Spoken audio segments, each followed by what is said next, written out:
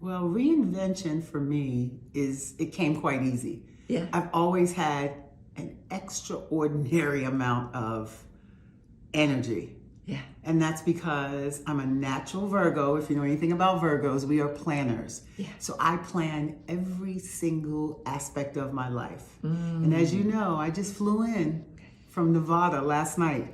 And I don't look tired, do I? So what are you up to? What had you been doing? And what is your lineage? So I have had many transitions. Yeah. Right? College and high school basketball, Oh, that's why you're so tall. plus modeling, Yeah. production of runway shows, Yes. right? And my newest thing now that I am a mature woman, I am not only doing commercial acting, print modeling, but I'm also teaching mature men and women how to enter into this industry. I share a lot, and I love to teach. Yes. Fantastic. So it's been an organic, is that how it's worked? Yes. Yeah. And Yeah. plus you have this job. Yes, I work at a publishing company, a children's publishing company in the human resources department. Wow. You know? I want to ask you this because the Yes. women often say, how did she manage it? Was there ever like a hard time that you had to come up from?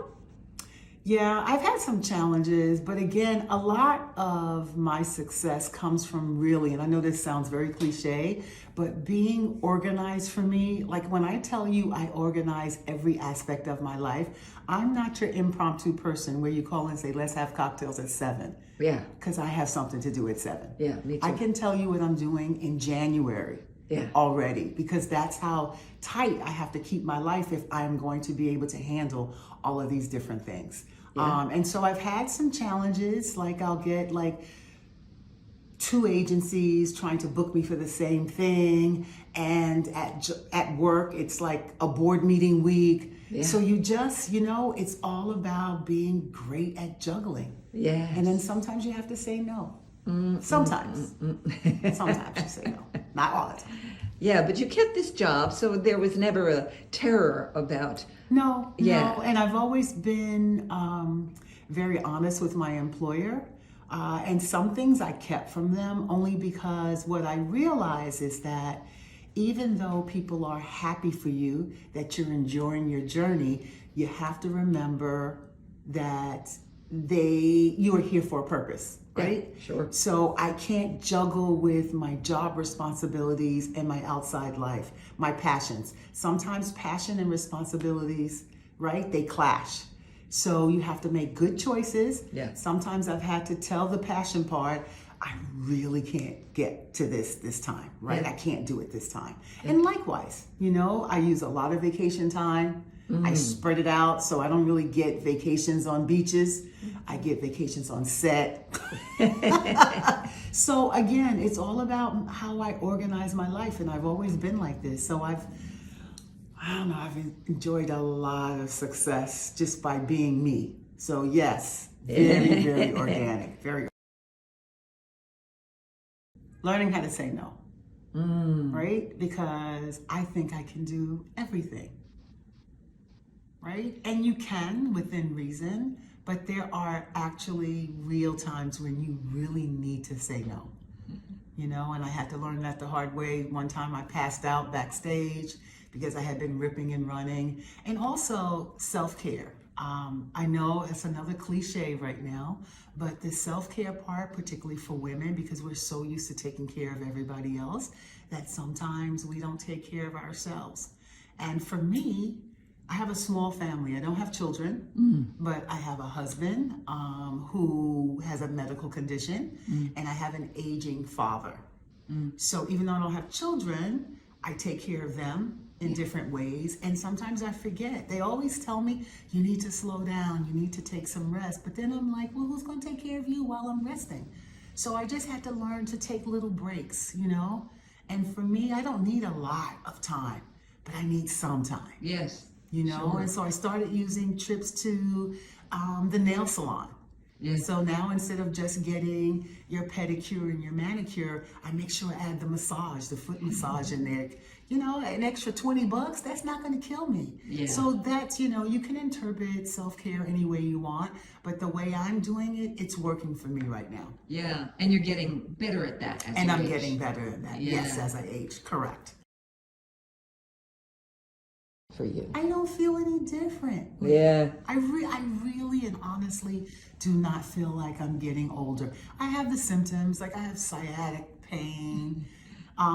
You know, I've had a couple of knee surgeries from playing basketball. So every now and then, you know, some of the little, I don't know, cartilages, is that what you call cartilage? Yeah, you know? yeah. So I get to the normal things. I probably have a little arthritis, but I keep going and I feel absolutely great. I make sure I keep young people around me. I wanted to ask you that.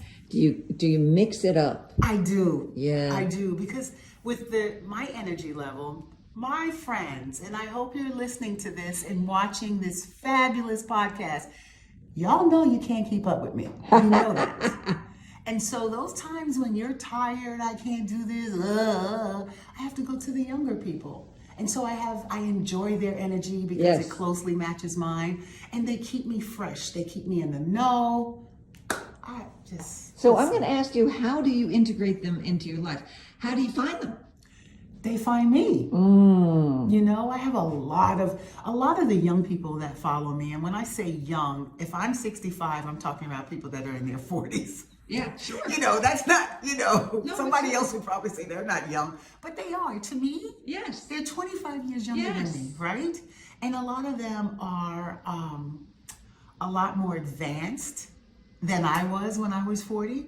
They know what they want in terms of career paths and that kind of thing, where I didn't know none of that stuff. Yeah. So now listening to them share their stories and talking about their organic growth, or not so organic sometimes, but it's just wonderful to listen to their stories and sort of like they teach me everything about technology. Yeah. You know what I mean? Like, you know, I just, So they they- find me. That's great. So they kind of follow you digitally. Correct. And then you become friends. You get Correct. together. And I have to tell you, out of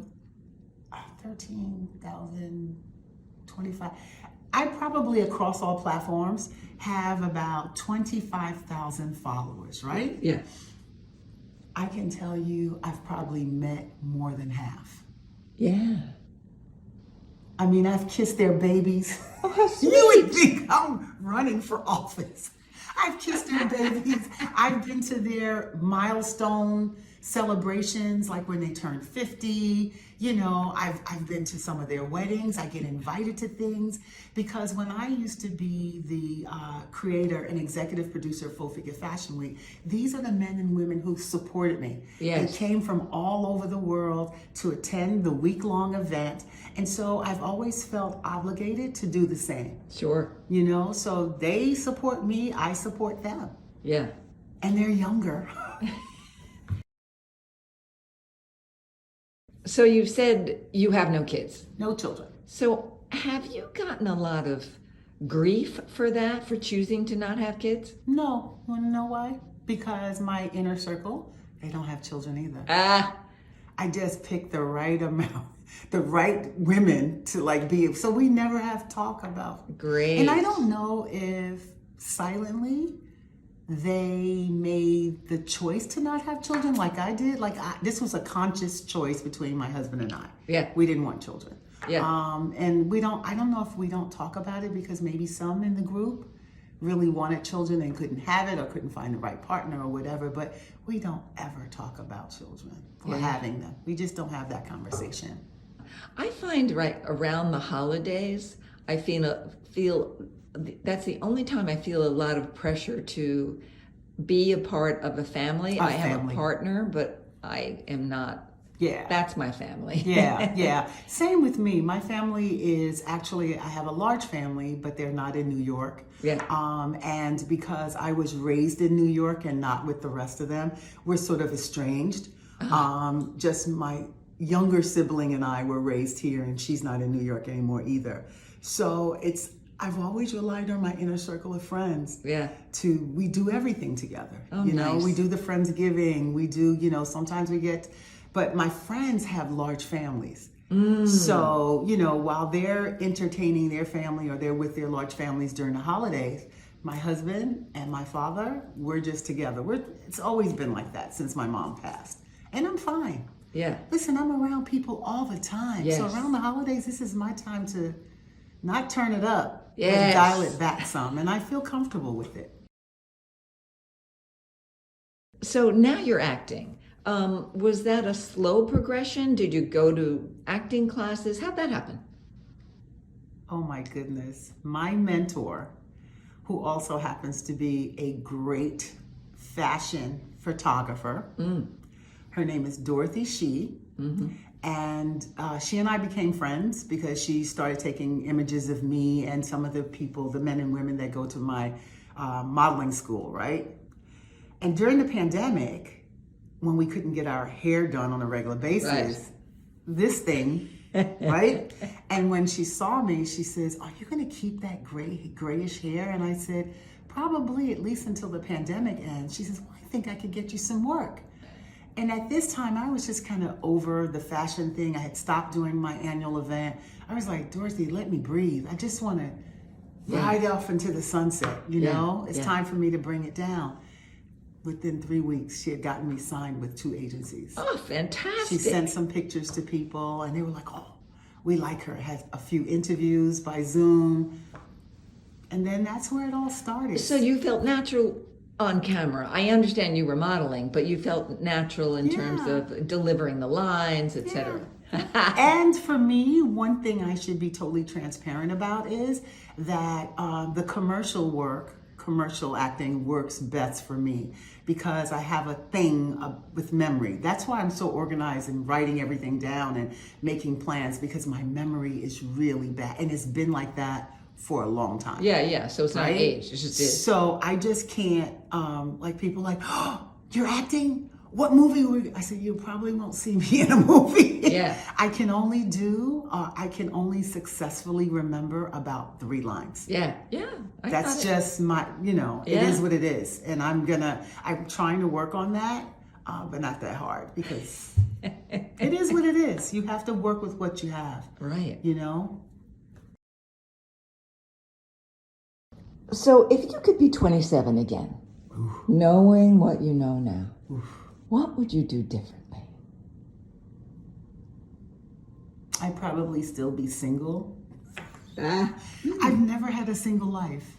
I've always had a boyfriend, or I've always been in a long-term relationship. So I've never lived alone. Oh. So there are definitely some deficits there, or things that I have not experienced. So I would probably get my own apartment, be single at least for 6 months, just to see how it feels, Yes. I would also probably save more money, right? I was a horrible saver. Yeah. In my youth. I spent everything that I made. I lived life. I was a party animal. Were you here in New York? So I just, so saving money, living alone, and being single are probably 3, because I think that it would have given me a different outlook on life. Yes. And I probably really appreciate where I am now. How old were you when you got married? So my husband and I have been together for 34 years. Wow. But we just got married Wow. 5 years ago. Now, why married at this point? You know why? Because I'm hearing so many stories of people who have been together, lived together, and do they still call it, Mary Jane, common law or whatever? Yeah. And when one of the partners get ill or something like that, the family sweeps in and makes all of these decisions about this person this person with the illness, and that person literally has like no say so. Yeah. And I also find out that people are greedy for money. Family members, we're just family because of the bloodline.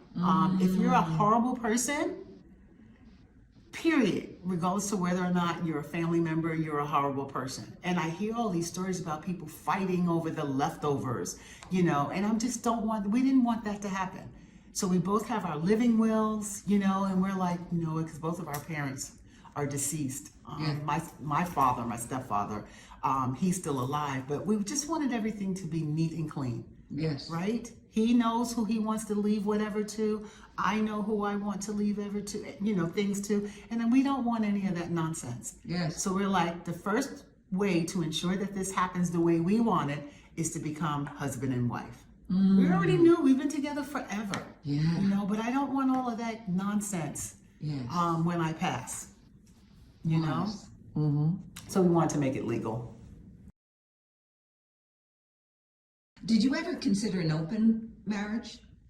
Never. I don't share. I don't share anything. I just don't.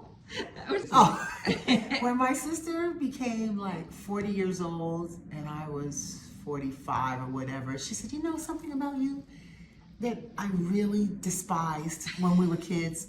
You never shared your food with me. And I said to her, no, I don't share stuff. I'm not a sharer like that. I'm not a sharer. Well, I will share yourself. information. Yeah, but no, I don't share food, money, men. I don't share. I'm a bad sharer. Do you give a fuck about what people think of you? Nope. And when did that change? No, it's always been like that. Really? Yeah, I don't really care. I post a lot that say, I don't care. It's one of my hashtags. It really is. I've never really cared. So where did you get that from? Because that's a big thing. So as a child, my mother put me in a private school because in the area that we lived in Harlem, there were stories about the school that I would have normally went to, the public school, that young women were having babies and killing the babies, the fetuses in the toilet and all this other stuff at the school. So she was like, that's not happening to you. So she scrimped all this money, sent me to a private school, and that was the worst mistake of her life because they teased me because the kids that went to the private school, they were a little well off. Yeah. And you could tell I wasn't because we had to wear a uniform and on Fridays you got to wear your own clothes. Well, of course everyone was decked out and I couldn't afford to look like them. Right. And so they used to tease me. I was heavier. I was always in the back for the class pictures because I'm tall. Yeah. So it was horrible. And I remember them beating me up one day. Wow. And I go home and I tell my mother, I got beat up. And she's like, well, tomorrow you're going to go back and you're going to fight back. So I didn't do that. Thanks, Mom. I didn't do that. But I picked one person and I beat her up. And nobody ever bothered me again. And then I just had this kind of empowered stance about me. Like, I don't really care what they say about me.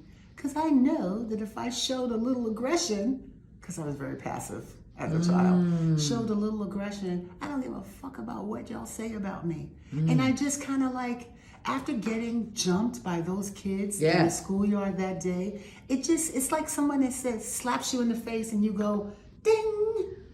Yeah. I was too passive at that time in that group of children. Yes. I wasn't like them. I didn't quote unquote belong. Yeah. So I was a target. But after that altercation with them, it was fine. So to this day, Mary Jane, some of them are following me on social media. And they're like, oh my God, we went to school together. And I go, Because I want to remember, because I don't, I already told you I don't remember. Yes. So I'm like, I wonder if you were like my tormentors or whatever. But it's weird how things come full circle. Because now I'm the apple of their eye now because they think they know a star. Yes. So was there a moment in your life where you realized that being a woman was wonderful? Yeah. I would say when I was producing Full Figure Fashion Week and women, plus size women, started to just tell me their stories, share their stories with me, and tell me how the event itself empowered them. And you start to hear some of the stories, and everyone thought they wanted to be a plus size model, where they really didn't want to be a model. They wanted to be accepted for who they were. And so I felt like I was like this Pied Piper, if you will, with all these women following me and coming to me for advice. And I just thought, so many of us want to be accepted. And I had a lot of women, young, middle-aged, older, who took care of their families, who would cook and clean and do all these things for everyone else. And they weren't really getting the gratitude that they needed to make them understand that you are worthy. And so together, this sisterhood, this is before the big and tall men joined the movement. So this sisterhood made me realize just how powerful and wonderful it is to be a female caregiver. And not just to seniors or people that are, dying or anything like that, but we are caregivers to the world. Because in some fashion or some manner, we are taking care of people. Whether you're a woman on your job, right? You're taking care of your boss. We all have done it. Sometimes we do things that we're not even paid to do. It's just, I think they just think that we're supposed to do it. But we are the caregivers of the world. We birth the world. And so being a woman is amazing. But we just don't get the credit that we deserve. So when you were giving these classes, it was something about it that you realized. Yes. Because listening to the stories and you go, oh my goodness, you're amazing and you don't know it. So helping them to express their feelings, and even though I always say Full Figure Fashion Week, right? That was the platform. Come be a model. Or, dress up, let's get designers to make clothes for us. It was just scratching the surface. Because as they used to come to New York to enjoy the event, and the event wasn't just about fashion shows. We had workshops, empowerment workshops. We had workshops on dating while plus size, all these different things. And all of that together, it helped women sort of be grateful for being in this fellowship, this sisterhood, because you got to meet someone else who's going through the same thing as you are. So what years were you doing this? Were you a bit ahead of the game before body positive? I was the game. And I don't care what anyone says, and probably not many people will dispute this. But this whole body positive thing, it started with Full Figure Fashion Week. And it ran for 10 years. Started in 2009. Interesting. Do you feel that you got the credit for it? Oh, absolutely. Because they're still asking me now, please come back, please come back. But I've moved on. And there are some other events that have taken the same shape with the same concept. So everybody's in good hands. Let the younger people, younger people do it now. But what made you decide to do that? What gave you the idea? Oh my goodness. Quick story. So because I used to model freelance as a plus size model, for some reason I got on someone's publicist list. And I got one invitation to New York Fashion Week, when New York Fashion Week was still under the tents. So I get all dressed up, I go, and I'm like, oh, Meanwhile, I'm at the top of the tier, right? I had no seat, but I was there. And after the show, they had a trunk sale. I go back to the back where the trunk sale is, and the security guard stops me. And he goes, "Can I help you, ma'am?" I said, "No." I said, "Well, I'm going to the trunk sale." And so he whispers, he said, "I don't think they have anything in your size back there." He said, "These are all sample sales." So I look at him and I go, well, I could be buying for someone else, but okay, thank you. So I was kind of heated. Yeah. So he cracked my face and then I left and I go outside and I call my best friend and I go, I just got refused entry to the trunk sale. Yeah. And she goes, what the hell is that about? Blah, blah, blah. I said, but I don't know. But you know what? The show was amazing. And how come there were no plus size models in the show? Yeah. So she goes, I don't know, Gwen. That's just how it's always been. I said, well, we need one. Yeah. Ah. And so do you feel even today that there's still enough plus size models? Because I don't think there's not enough. No, there's not. And we have definitely taken a step backwards. We were going forward in the right direction. But over the last year or 2 seasons ago, I think that there have been less and less plus.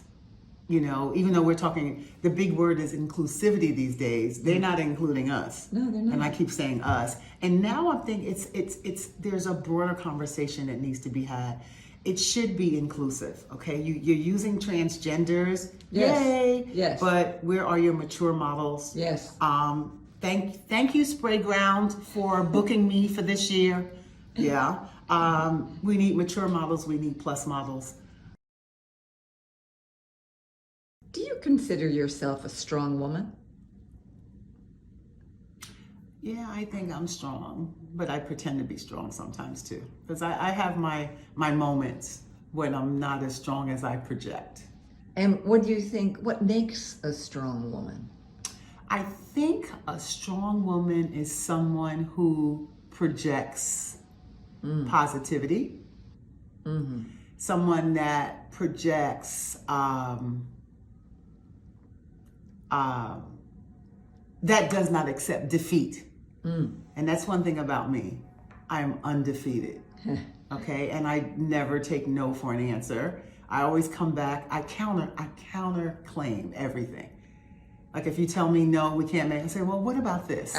You know, that kind of thing. So yeah, someone that projects positivity, someone that keeps trying, someone that in the face of adversity, even though inside they may be crying inside, they look for ways to make it happen. Yeah, so when you just said, sometimes I may project. Yeah. I carry a lot of things internally because everyone thinks I am so strong. And I've become that embodiment to them, you know? That's Gwen. So if they saw me cry, they'd be like, what's the matter? Oh my God. And I go, I'm just crying. It's okay. Everybody cries, you know? Yeah. So yeah, I have, you know, I'm sensitive to certain things, but I don't always project it. What do you think was the best time in your life? The best time in my life. Well, I have a couple because life has been really good to me. Good. Best time actually was meeting my husband while he was dancing on stage. And I told my friends, that's the one for me. Nice. And I got him. He didn't pick me, I picked him. How old? Oh man, we were in our early 30s. Wow. Yeah, early 30s. The second best thing in my life, which is gonna sound weird to some people, my mother passed of breast cancer. And although I was really sad to see her leave this earthly body, I was kind of relieved because she had been through so much pain and the medications and just seeing her, she was a vibrant woman. Seeing her in the hospital like that, I was like, it's time to go. And she squeezed my hand and she said, let me go. Because I was trying everything I could to not keep her alive, but just, you know, to make her more comfortable during her final days. So having my mother relieve herself of all this pain and everything, that was truly a good time for me because I knew it's time to go. Yeah. You know, so it's weird, but that's my truth. And lastly, the best times of my life is what I'm doing now. I'm really, really enjoying it. And I think it's my time. You know, I've helped so many young plus size women start their careers as models through my event. and the things that I do, workshops and that kind of thing. And I know people thought that I was a one-trick pony, but I'm not. I'm on my 10th trick. And so I'm having such a great time, Mary Jane. Yeah. I'm really happy right now, and I'm having a good time. So this is one of the greatest times of my life. This is great. This is great. Because, the assumption that older means tired. No. I do wake up sometimes with this, like I can't, remember when you were younger, throw your legs off the bed and you jump up immediately. I can't do that anymore. I have to throw my legs off and I have to sit there for a while. Not a long time, but just to get myself together, let the blood flow up, that kind of thing. So it's different, but it's still great. How old, let's talk about longevity for a minute. Is there a number you'd like to hit? In terms of age? Yeah. Yes, 107. Really? Because when I was younger, I said, when I get to be 65, I don't want to be in this world anymore. Because you're old. I'm going to be old and I'm going to walk with a cane. Child. Nothing could be furthest from the truth. So I want to, 107 might be a stretch because I am diabetic. So I have some things going on. Sure. But at least 100. And I want to be able to probably not do the dances I can do now, but I want to be able to still dance and move, and do a little shuffle, move to all parts of my body. I just want to be as vibrant as possible. And I also want to have as much of my mental. Yes. Right? Yes. Are you a dancer? You're out there? I'm a dancer. Yeah. I'm a dancer. What do you do? Everything. So my husband and I met at what we call a house music dance club, right? Back in the day. And every now and then, so he walks with a cane now, but every now and then I pull him up out of his chair at home and I go, remember when we used to do this? And he goes, yeah. We're a sight. It's so funny because he's very different from me. He's very reserved and quiet and I'm the crazy one. Yeah. So I hope that, sometimes like when we get to be, he's 1 year younger than me. So I want him to be 99 and I want to be 100 and I want to get up. Yes. And do that little jigaboo like we used to. So what I was saying is, I find that I'm a little different. I'm on the other side of the spectrum when you talk about mature women being sensual and sexual. I never felt that about myself, not in a negative way. I just never thought about it. I dress the way I dress, and I've always been perceived as being attractive to men.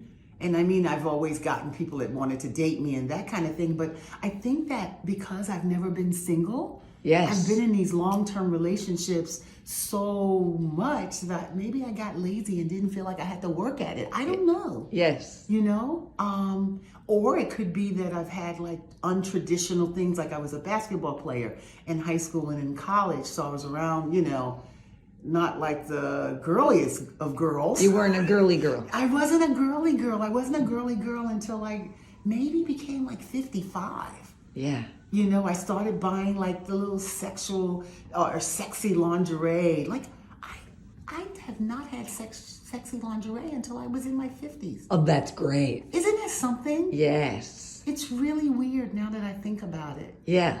So it did bring being in your 50s. You're not playing basketball anymore. Well, I was in that commercial. That's right. But it let in this whole new wave. I don't know why. I don't know. Yeah. It wasn't because I wanted to keep my husband. He's not going anywhere. Yeah. But and you're not sharing. And I'm not sharing. But it's a little weird. I'm not, because my friends in my 50s, I was like, stop calling me girly. And they were like, you are girly. I'm like, no, I was really adamant about not being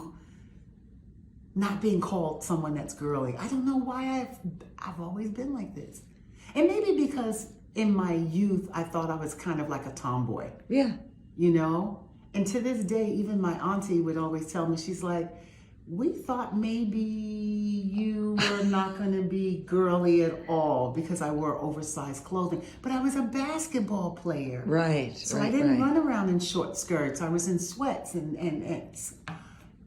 I love this question. So you embrace this sensuality. Yeah, it is what it is. I guess it's fun. I don't know. Well, you're having some fun with it. And I didn't wear makeup, so now that I'm wearing makeup and Yes. that kind of stuff, maybe that feeds into it, that ties into the sexy part. Well, I see you in this gorgeous gowns that you But have I all don't over. consider that to be sexy. Oh. You know what I thought was sexy? My back. I didn't know my back was so cute.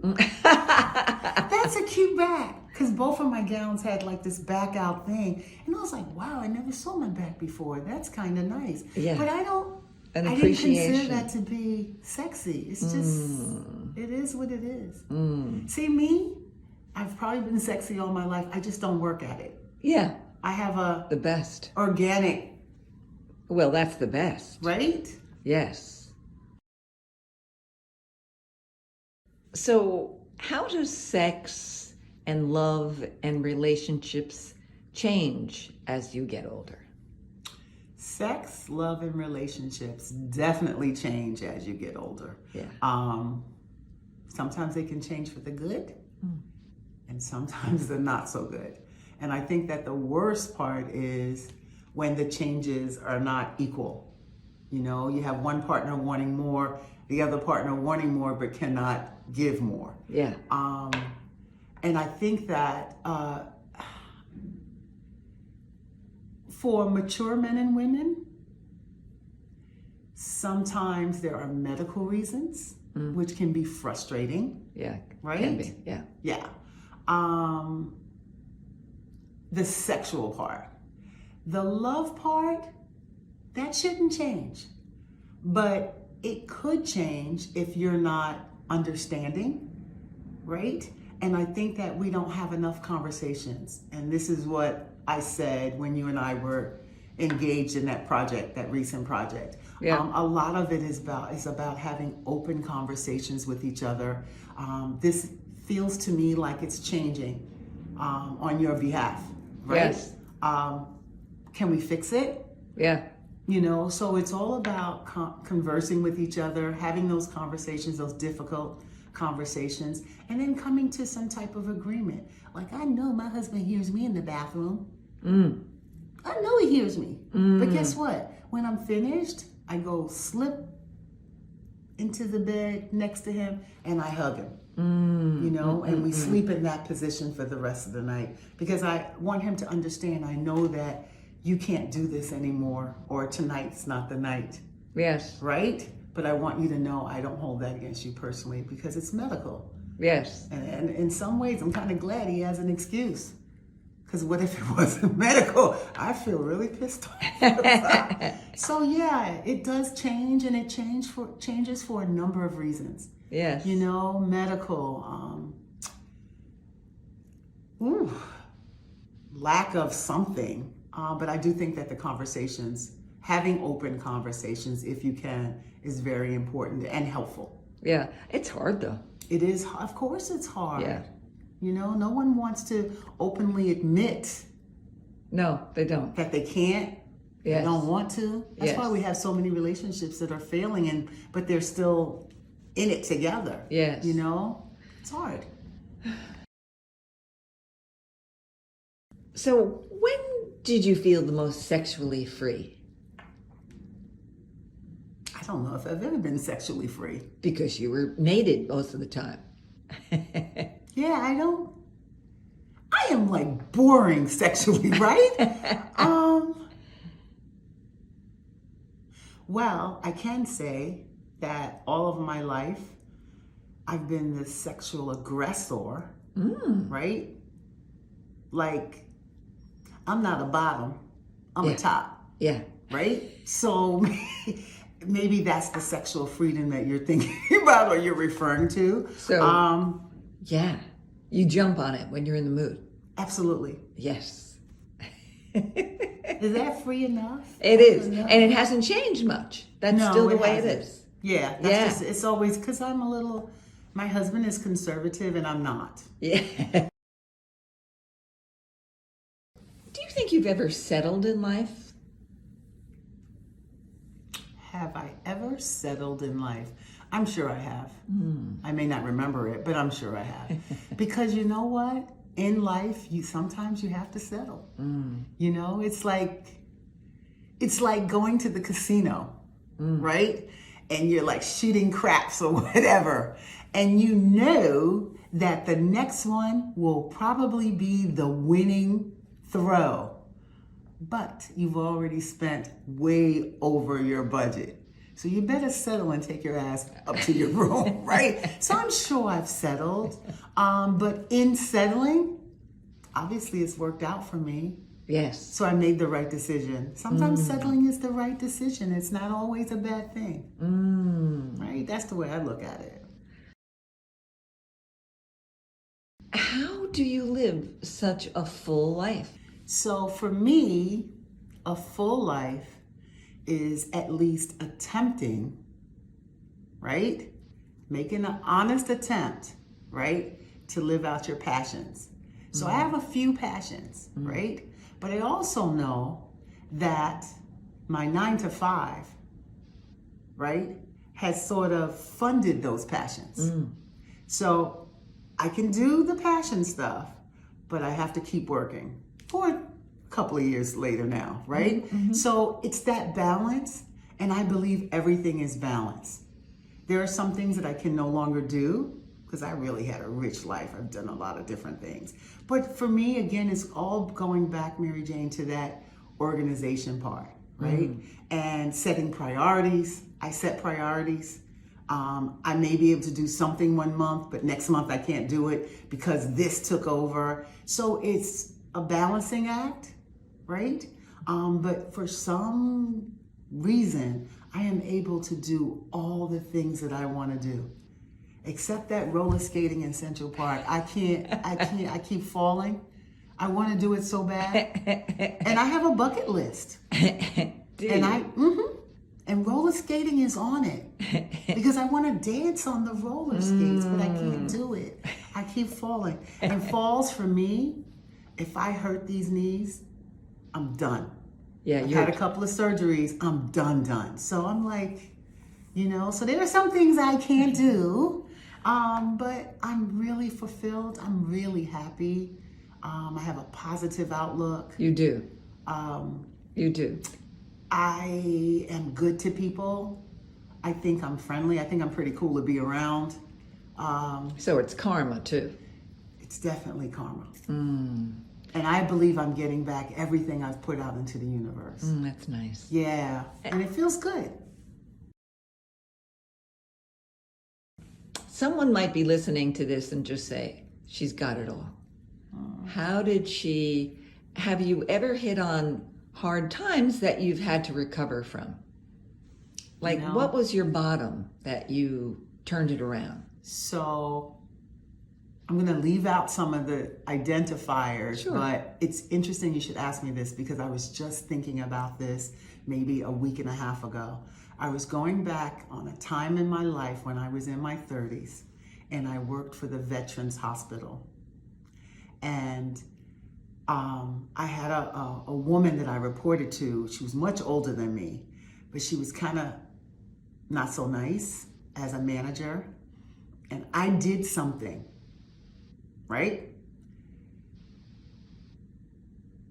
Not to her personally, but something that would have affected her life moving forward that I will forever, ever be sorry for. I could have gone to jail, right? I could have lost my job, but I was so young, I wasn't thinking, and I did it out of anger. And I just think back to how karma could have slapped me in the face. And I wasn't making a lot of money then. It was like all kinds of reasons why I did what I did. Yeah. And I even Googled her name. Of course, she's passed on now. But I Googled her name to see if she was still alive because I would have apologized to her, right? And she never knew I did it, but I'm carrying this with me. Yeah. like all of my life, and I just need to apologize to somebody. So I wrote a letter, and I put the letter, I sealed the letter up, and I have it in my desk drawer all the time. Wow. And I just think about my life could have been so different if I wasn't extended grace by whomever, higher power, God, whomever you believe in. You know, sometimes we make bad decisions that can affect us for the rest of our lives. And that is why sometimes when I hear that people have done certain things and now they're turning their lives out, I extend grace to them and try not to judge them on what they've done in the past. Yeah. Because a lot of times some of the decisions that we've made as young people, we would never have made those decisions, right? If we knew back then what we know now. Yeah. So I give myself grace, but I am extremely apologetic for something that could have ruined my life. Yeah.